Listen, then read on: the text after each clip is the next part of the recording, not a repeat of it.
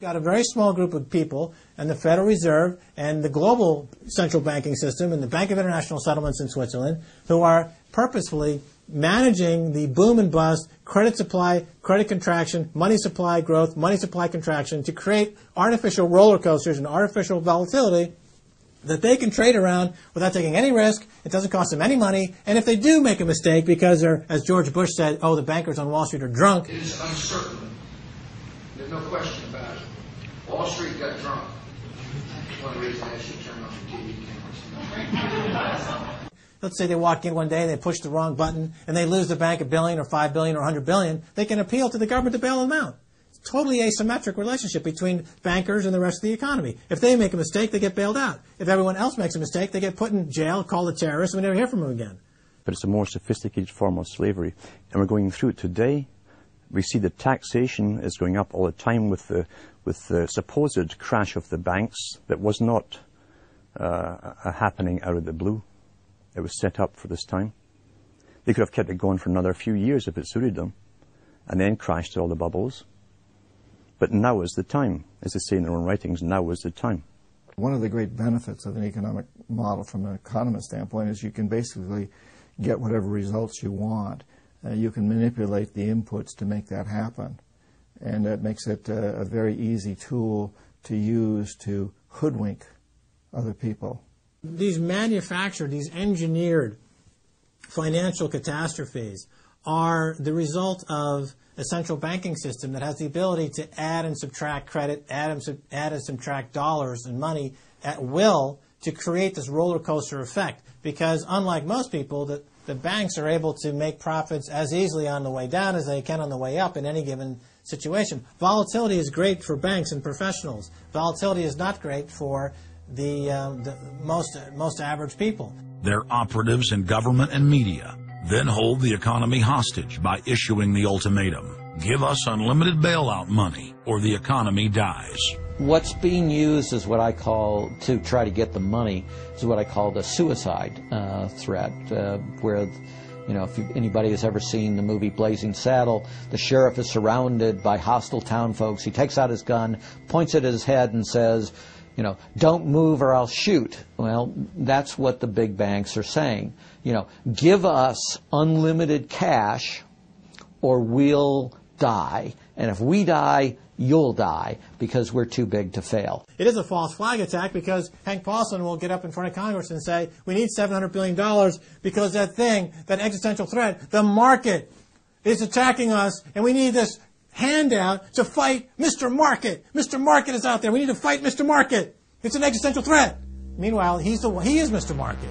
He's the one causing the problems. We had Paulson, a representative of Goldman Sachs who happened to be running the U.S. Treasury, came forward with a hysterical briefing for the Congress saying, we, the Wall Street bankers, demand $700 billion in bailouts. So they say, yes, we'll give you all the money you need. Well, you know, these are arsonists.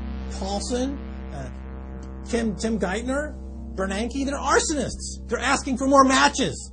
And the Congress is saying, who do we make the check out to? Who do we send these matches to? Who do we send the matches to? Is a ton of matches enough? Can we send you some gasoline to go with those matches? They're like, yes, please. Don't change our management. Don't pay us what assets are worth. Pay us way more than what our assets are really worth. Don't make us use honest accounting. Allow us to lie. We've just, under congressional pressure, changed the accounting rules for the express purpose of making sure that the big banks don't have to report honest losses. The only way they can pass this bill is by creating and sustaining a panic atmosphere. That atmosphere is not justified. Many of us were told in private conversations that if we voted against this bill on Monday, that the sky would fall, the market would drop 2,000 or 3,000 points the first day, another couple thousand the second day, and a few members were even told that there would be martial law in America if we voted no.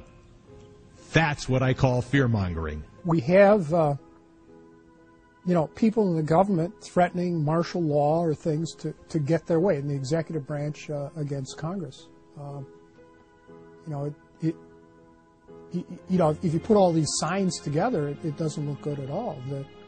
To the extent we are a democracy, we're sort of a hairbreadth away from a police state. Congress aided the bankers in carrying out the biggest heist in history with the so-called banker bailout of 2008.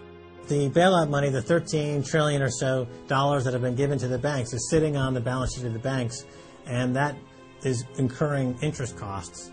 And that's going to precipitate the need to flush the system with more cash. And at some point, the dam will break, and you're going to have very high inflation. Some predict hyperinflation.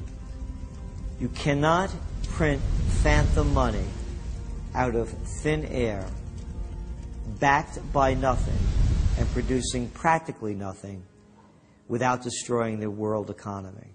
So unless we cut out the toxic funds, the toxic elements of this economy, every time we put in money on this bailout, it's just feeding the fire. It's not making things better.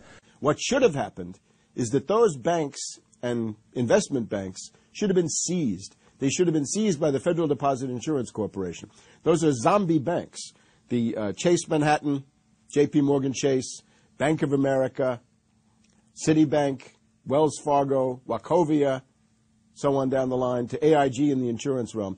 These are zombie institutions, insolvent, bankrupt. The only thing to do with them is to seize them, put them through Chapter 11 bankruptcy. That'll probably turn into Chapter 7 bankruptcy, liquidation. And above all, triage the derivatives on their books.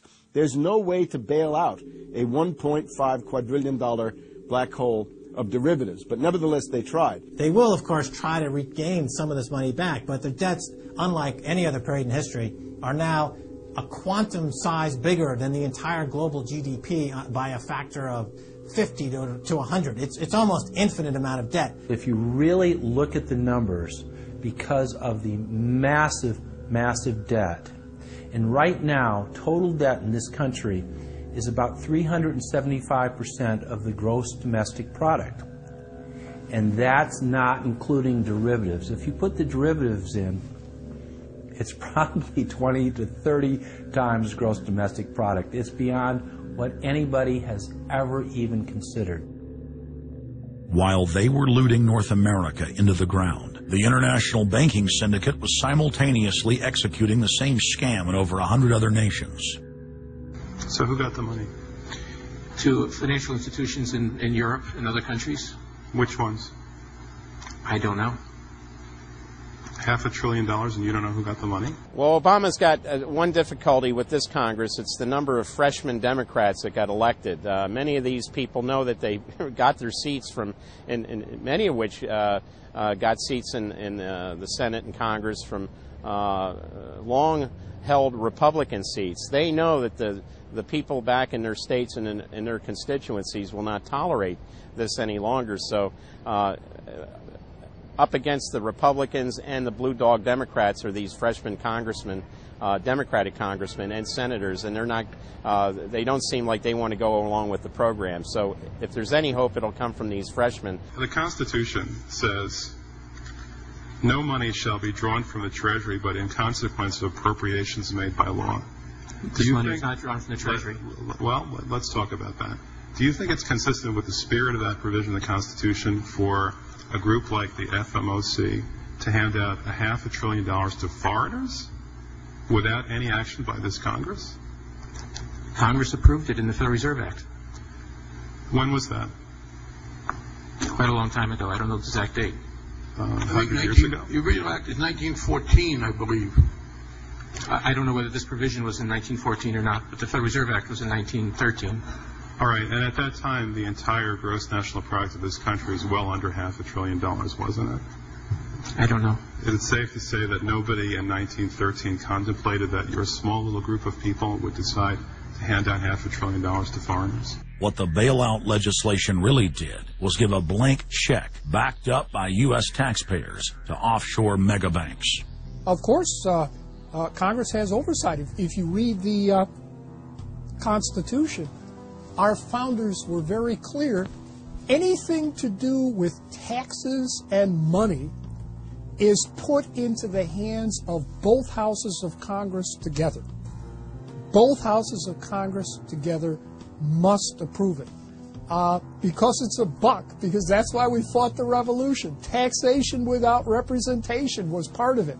Foreign banks, Société Générale of France, about 10 billion for a French bank. Deutsche Bank of Germany. Did Deutsche Bank need the money? How much did they get from the bailout? Well, they told us they got 12 billion from the bailout. And Barclays Bank of Britain, 10 billion. So you're up to almost $50 billion to bail out a series of foreign banks that were derivatives counterparties of AIG, plus Goldman Sachs. This is the biggest swindle, not only in the history of the United States, this is the biggest swindle in transfer of wealth in the history of the Western countries.